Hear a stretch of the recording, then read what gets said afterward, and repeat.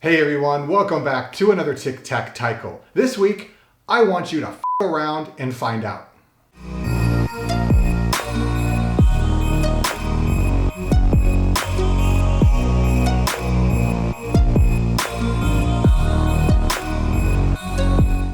So, yeah, you heard me right. I want you to f around and find out. But of course, I need to explain myself. A few days ago, I found myself on my computer at my desk all day long. I hadn't really moved much. A few days prior, I hadn't done much because the park was wet. I hadn't gone to work out. Before that, I was sick and recovering. I was really antsy. I knew I just needed to move, so I thought I'm going to drum. I went to my equipment. I pulled everything towards me that I had, regardless of what the arrangement was. I got my metronome, set it to max, which is 250 beats a minute, put the meter to 7 for some reason, and I jammed. I just had a solo jam session. I just went for like 20 minutes. And it was one of the worst sessions I've ever had. And yet, one of the most valuable and informative.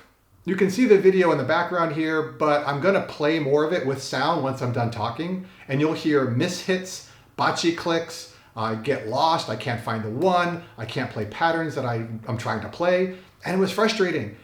But during this whole process, I was learning who I was as an artist. I was having dialogue with myself, asking and answering questions. And that's what this week's video is all about. Trying things for a long period of time that aren't comfortable and seeing what happens.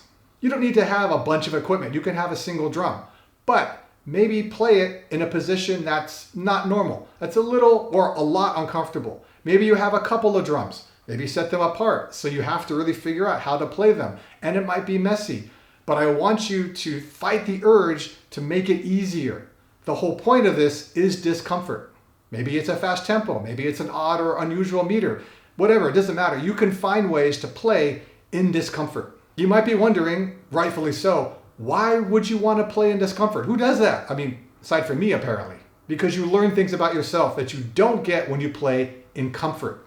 For example, let's say you have a fast tempo and you're trying a pattern out and you just can't make it. And you try and you just can't over and over again. Do you continue banging your head against that wall, hoping that you can push through it, whether or not you do? Or do you give up and go, I can do something better with my time and move elsewhere? Neither one is right or wrong, but how you approach it, positively or negatively, will tell you a lot about who you are. And what I found when I was banging my head against that proverbial wall, I still wanted to try, but rather than think negatively like, I suck, why can't I do this? My hands can do this. I thought, I'm gonna keep trying and maybe I can figure out ways to be better. It was that mind shift that happened because I played in discomfort for a long period of time. Maybe you're somewhere in the middle and you go, I'm gonna modify and simplify the pattern. Cool, then what? Do you go back? Do you think, all right, here we go again? Or do you think, maybe I'll go this way or that way? Again, neither is right and wrong, but you learn these kind of things, not just in theory, but in actual practice. I have known people, both in martial arts and Taiko and other artistic things, who would never, ever put themselves in discomfortable positions on purpose. In fact, they do anything to avoid it. And they do get better up to a point. But then where they would need to push past that discomfort, they just don't. And you see it in their growth or lack of. And as understandable as it might be, it's unfortunate and it's sad. And I vowed never ever to let myself sit under the safety of comfort. Look, if you want to practice a pattern at a certain tempo or a specific part or anything that we normally need to do to get better at Taiko, you're going to want to be in a comfortable situation, of course. But if you're always in a comfortable position, comfortable stance, a comfortable meter, a comfortable tempo with comfortable bocce, etc., you are limiting possibilities.